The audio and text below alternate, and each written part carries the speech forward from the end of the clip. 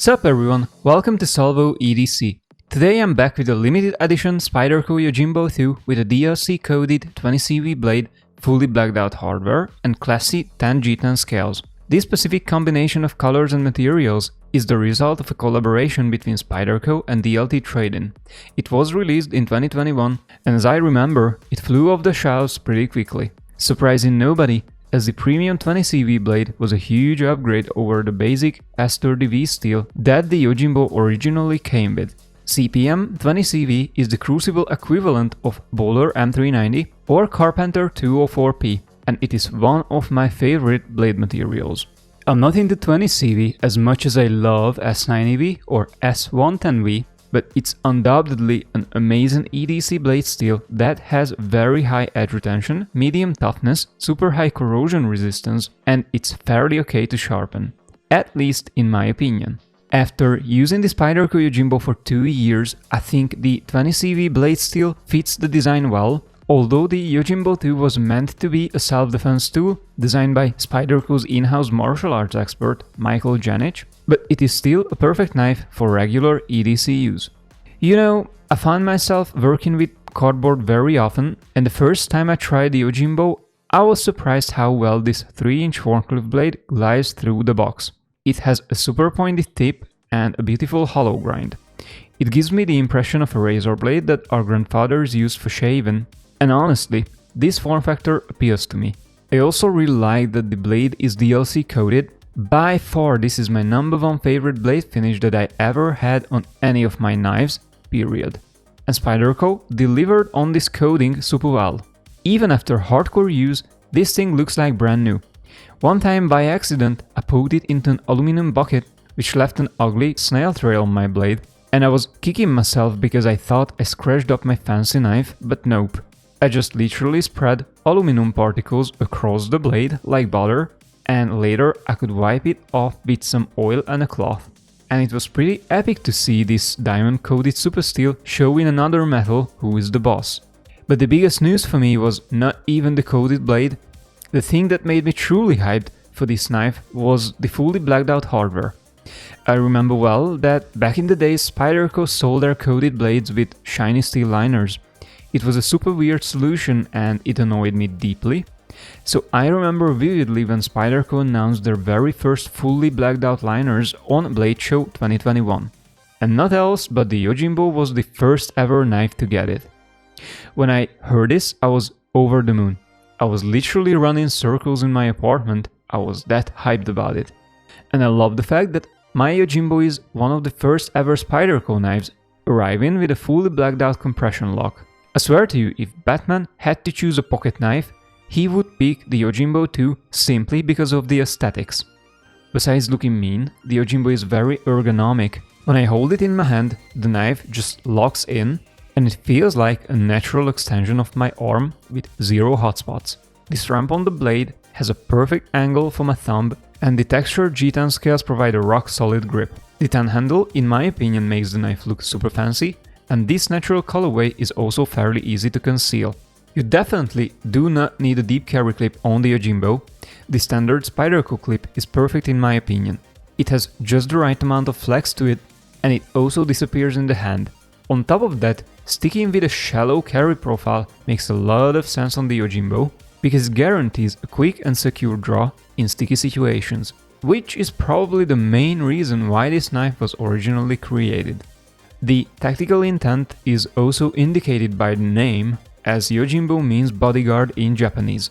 If I wanted to be funny, I could say that the Yojimbo 2 opens boxes and closes arguments. But this is YouTube, so sorry, but I'm not allowed to make these jokes. Even though I genuinely think that self-defense is a very important purpose to carry a pocket knife, and I will tell you why. I have practiced martial arts since the age of 5, which means 20 plus years of training.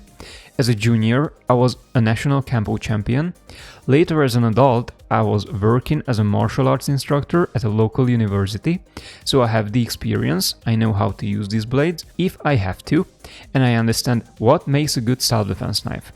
This is why I always carry a fixed blade to protect myself and others around me. And I already see the tsunami of turbo-retarded comments saying how knives are ineffective for self-defense which is true when somebody comes at you with a firearm or a tank or a fighter jet. However, in many places I go, a 3-inch knife is the legal ceiling that anyone can have. And as a martial artist, I have to tell you, I feel super comfortable that I have my Yojimbo in such an environment. And even though it is not my primary carry, this backup folder makes it possible to occasionally replace my full-tank knives with this compact option. Before 9/11, you could even carry your Yojimbo on an airplane. Unfortunately, that is not the case anymore. However, despite the many pros, the Yojimbo is far from perfect. And I have serious complaints about the locking mechanism. First of all, the lock is sticky. It is hard to explain how sticky lock feels, but if you had at least one knife with this issue, you will know what I'm talking about. It's a weird scratchy feeling when you want to close the Yojimbo, and it has an awkward sound too. And I believe this is caused by the black coating on the stop pin, as it changes the surface properties of this metal bar. It is not super annoying, and it can be mitigated by lubricating your knife, and I think this is an acceptable price of having a coated blade with cool coated hardware. So I can live with this. But here comes my bigger complaint about the Yojimbo's locking mechanism, which is called compression lock, and it is a proprietary locking mechanism Spyderco came up with. In general, this is a great lock. I love it on my PM2 and on my Para 3. However, on the Yojimbo, this compression lock works and feels way different compared to other Spyderco knives, and by different, I mean way worse. When I open the knife, this pretty strong liner pinches the shit out of my finger, but if I open the Yojimbo with gloves, the problem gets even worse, as the lock traps the fabric of my gloves, sticking the knife to my hand in a very awkward way. Also, when I want to close the knife, this giant blade shuts right on top of my fingertip, which prevents the knife from closing properly. Over the years, I kinda got used to this whimsy lock, but every time I pick up my Yojimbo after my Para 3 or PM2, I see a huge contrast. Maybe the easiest way to solve this combination of issues would be a more streamlined cutout on the G10 scales. I haven't handled new iterations of the Yojimbo family, but I strongly believe that Spyderco fixed this issue with the Yojimbo and the Microjimbo. So, Yojimbo and Microjimbo owners, please let me know in the comments whether or not your knife slaps on your finger. Except for the issues with the lock, the action of the Yojimbo is very cool. I'm a Spyderco fanboy, and popping out a blade with the Spidey hole always puts a dirty little smirk on my face. However, the fidget factor on this knife is sadly way below the Para 3 and the PM2, but at least it is still finger safe. Otherwise, as you would expect from a Spyderco, the Yojimbo is built super well, there is no blade play, and the knife arrives perfectly centered. On top of that, it is easy to maintain, and honestly, it does not seem like it would wear out anytime soon. The most serious cleaning I had to do with my knife was rubbing the scales with a toothbrush, because this aggressively textured P-Apply G10 tends to collect dirt, but it was very easy to fix. You know, I love this knife a lot, but the lock still bugs me sometimes. So I would be super hyped to see a Yojimbo 3 with an improved locking mechanism, and I could also imagine Spyderco experimenting a bit with other, tougher steels. Maybe I'm just chasing dreams, but I would really love to see a Yojimbo with MagnaCut blade steel. And you know what? I will say something even better. I would instantly buy a Yojimbo with AEBL blade steel. If Spyderco would ever announce an AEBL Yojimbo with improved compression lock, I would personally travel to Golden, Colorado, USA Earth, build a tent in their parking lot, and refuse to leave until they sell me one.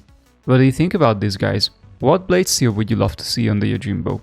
Maybe a 15V? Anyone? Anyway, thank you for watching my review all the way. If you would like to see more content about this knife, hit me up on my Instagram page, SalvoEDC, where I post my coolest knife pictures every day. Don't forget to leave a like and subscribe, so you will not miss my next video. See you guys and take care.